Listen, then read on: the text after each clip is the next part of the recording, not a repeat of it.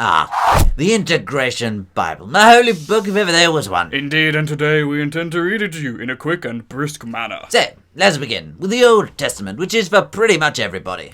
And with chapter 1, the somewhat conventional place to start with the basics. More experienced mathematicians, bear with us while we get everyone up to speed. So, integration, shown by this squiggle. It is effectively a mathematical method, like squaring, or perhaps easiest to explain, the opposite to differentiation, or differentiation backwards. An integral can be definite or indefinite, meaning it has limits, bounds to its infinite answer, or that it doesn't. Now, the most basic function is that of x to the power of n, where n is just a number. And the integral of this function states that to integrate, you add 1 to the power and divide by the new power. As you can see, the effect of multiplying a function by a constant like 3 has no effect. So we can take the number at the front of the integral like so, and multiply it later. And yes, the more observant of you will have noticed we forgot to add a constant to the integrals as they are indefinite. So here it is, c, just keeping you on your toes. Stepping it up, if you have a function to a power n, the integral will be the function to the power of n plus 1 all over n plus 1, multiplied by x's coefficient. That is obvious. If you tried differentiation to go back, and you try to use the chain rule, which is differentiation. So it obviously isn't in the Integration Bible. So, add 1 to the power and divide by the new power. Okay, let's step it up to chapter 2, Luns and E's. As we said, if you integrate a basic function of x, it's all good and fine, but what if n equals minus 1? Well, that is a special case, as adding 1 to the power would be 0, which makes no sense, so it actually gives you ln ax plus b. The reason there is a modulus sign is to do with the fact that if you differentiate ln x, you get the same as if you differentiated ln to the minus x.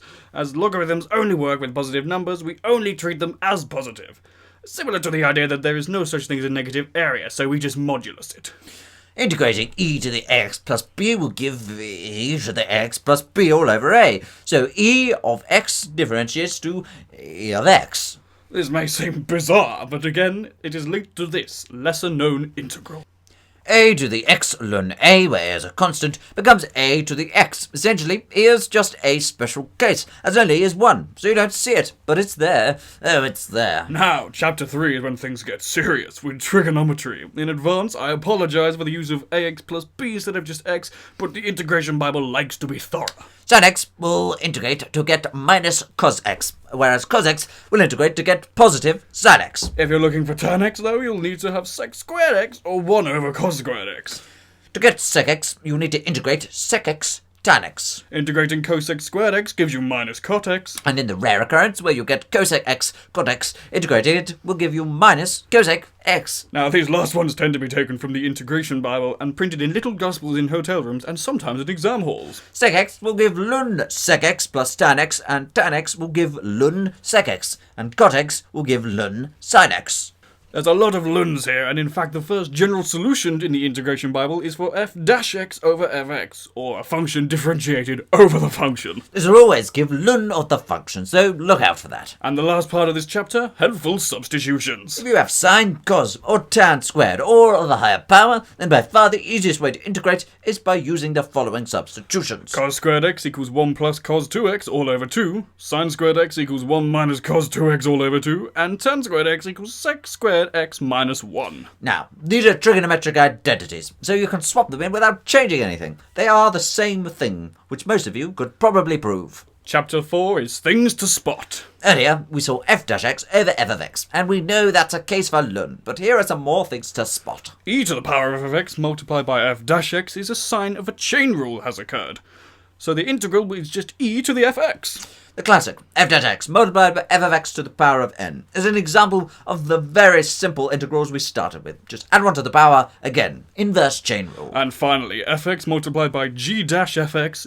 This is a classic inverse chain rule, so the integral will be g of fx. As when you differentiate the outer function, then multiplied by the differentiated inner function. But that is all differentiation, and so has no place in the Integration Bible, the heathens.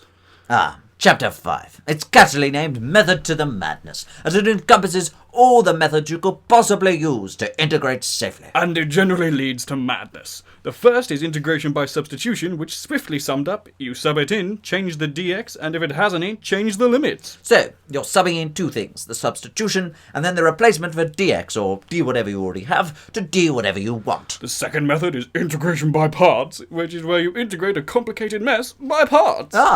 The The formula is to integrate u multiplied by dv by dx. dx equals uv minus the integral of v multiplied by du by dx dx. The way to know which one is u and which is dv by dx is the one easiest to differentiate is u, and the one that is easiest to integrate is dv by dx. The third method is using partial fractions. Separate the mess into partial fractions, then integrate the new separate terms. You may end up with a lot of luns though. And the last method is decomposition, which we are fully aware almost nobody knows about. But it is in the integration Bible, so we intend to mention it with un exemple. If you have x plus 2 over x plus 1, you may be in a pickle. But luckily, you can cheat with decomposition. Separate it in spirit into x plus 1 over x plus 1, which only the brightest mathematicians will know is still x plus 2. And then you can separate the fraction into x plus 1 over x plus 1 plus 1 over x plus 1. This simplifies to 1 plus 1 over x plus 1, which is very easy to integrate. This method is rarely taught anymore, left only to the integration extremists, but it can prove very, very handy. Very handy indeed. Now, for most of you, it is time to say goodbye, as only a few move on to care about the New Testament, which is for those not satisfied with just the Old. But thank you for listening for the general mathematician. Right.